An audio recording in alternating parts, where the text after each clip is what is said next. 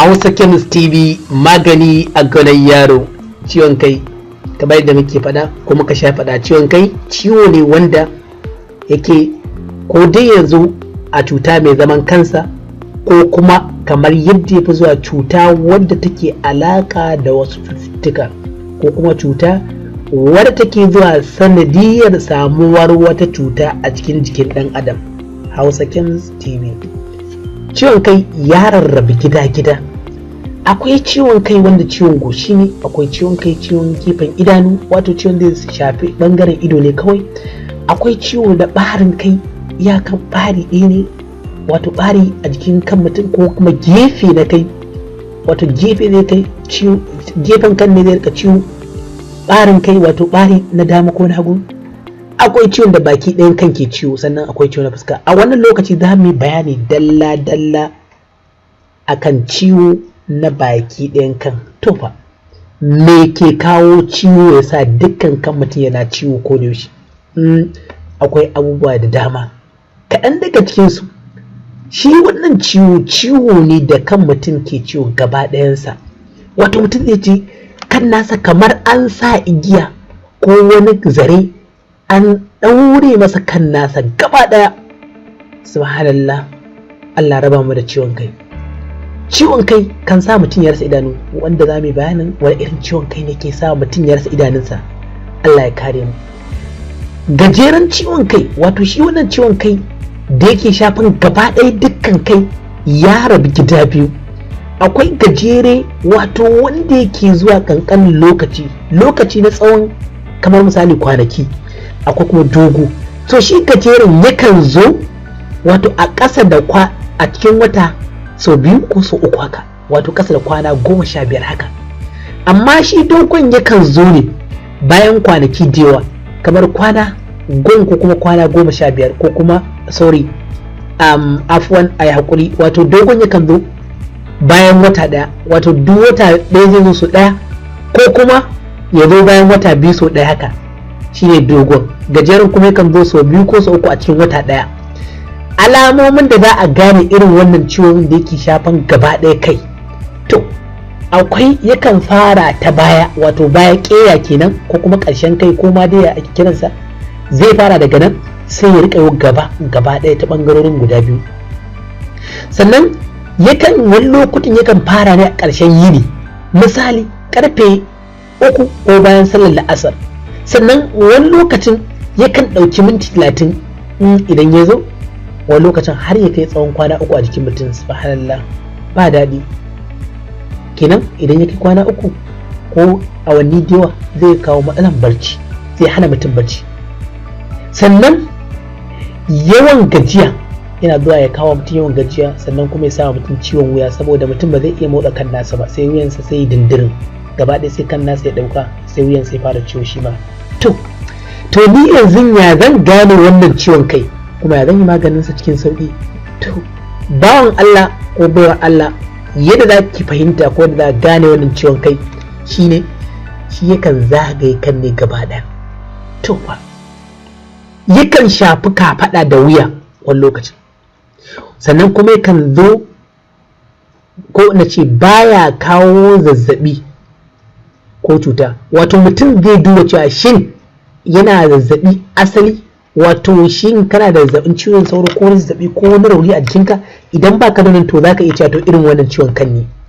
Sannan baya karuwa da motsa jiki, wato dan ka yi motsa jiki ko kaɗan ko ka yi gaba ko kula. Akwai ciwon kan da idan ka motsa kan naka zaka ji kamar ya fashe, to shi wannan ba haka yake ba, zai zagaye kan ne amma ko motsa jikin baya ƙara shi. To fa sannan kuma ba a gadansa irin wannan ciwon kan, kenan ba ciwo bane da za a ce iyayen mutum ko kakanni suna da shi. Me ke tada irin wannan ciwo? Subhanallah, wal iyadu billah, shan giya, wanda yawancin mutanen ba a shan giya. Allah ya ƙara kare mu daga sharrinta. Wato kina idan mutum yana shan giya zai ita da masa ciwon kan. Shan shayi, wani irin shayi, akwai green tea wato ciwon shayi kore ko kuma baki ko ja ko na zoburodo, karkade kenan, kowane irin shayi wasu mutane zai ita da musu. Ba shayi bane wanda za a ce wannan takamaimai wannan shayi shine ke tada irin wannan ciwon kai.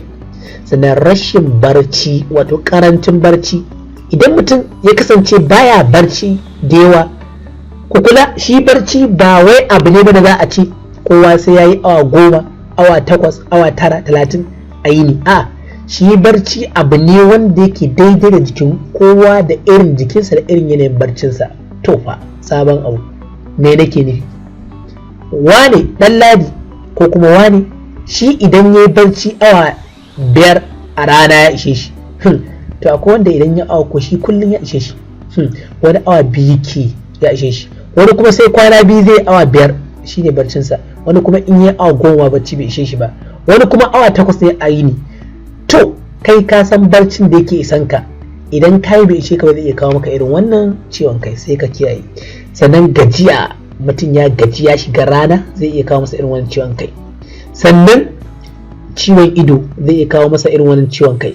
Sannan me ake nufi, amma wani irin ciwon ido? Ciwon kai na ido kamar kora ido. Mutum ya zauna a jikin TV yana kallon gidan Badamasi har sai da kwana yana kallon gidan Badamasi bai ankara ba, idansa zai iya ciwo, daga nan kansa ya fara ciwo. To irin wannan mutum ya kurawa wani abu ido da kallon sa, ta kallo ko ya karanta littafi, wato dan boko ne ya buɗe littafi tun karfe 8 na yamma har karfe 8 na safe, to zai iya irin wannan ciwon. Mene magani za mu bayani a gaba. Shan taba yakan tada shi. Tsallake abinci, to fa wani zai ce to ni ai sauki na zama silimi, wato jikina zama dan siriri haka, especially ko in ce mafi akasari mata, sau nake na ga jikina ya zama dan siriri yadda zan samu samari. To zaki yake haka, amma a kiyaye, domin tsallake abincin, wato mutum ya ci bai ci abincin safe ba sai karfe 3 ya ci na rana, to wannan zai yini da ciwon kai. Irin wannan ciwon kai ake nufi. Wato mutum ne ya ci abinci da safe to bai ci na rana ba sai da daddare, to zai iya kwana da ciwon kai. To fa ka ji sabon abu. Shi yasa wani lokacin ciwon kan yakan zo ne domin tsallake a cin abinci. To me magani? Ka dan ci abincin ko yaya ne da safe, ko kuma ka duba wani lokaci ka fa aiki a rana, to kafin wannan lokacin ka ci abincin da zai sa ka samu glucose, wanda ko kuma wani sinadarai da za su karfafa jikinka kai aiki, kwakwalwanka yi tunani mai kyau. To mene magani ya ake magance shi? Magani shine ka magance waɗancan abubuwan da suke tada shi, wato kenan ka kiyaye waɗancan abubuwan. Sannan sai akan sha irin kamar magungunan asibiti kamar ibuprofen, faldin, naproxen. Waɗannan magungunan da over the counter ana kiransu da OCT, wato mutum zai iya kawai ya je asibiti, ibuprofen a baka ka sha guda ɗaya misali da safe, ɗaya da yamma, ɗaya da rana, ɗaya da dare, duk akan ko kuma daidai da irin ciwon naka. Wannan a chemist likitocin za su faɗa maka yadda ka yi amfani da shi. Hausa Chemist TV, wannan shine karshen wannan ciwon kai na dukkan kai. A bibiye mu a tashar mu ta Hausa Chemist TV domin samun sauran shirye-shiryenmu da kuma sauran cututtuka da yadda za a magance su a cikin sauki. Assalamu alaikum wa rahmatullah wa barakatuh.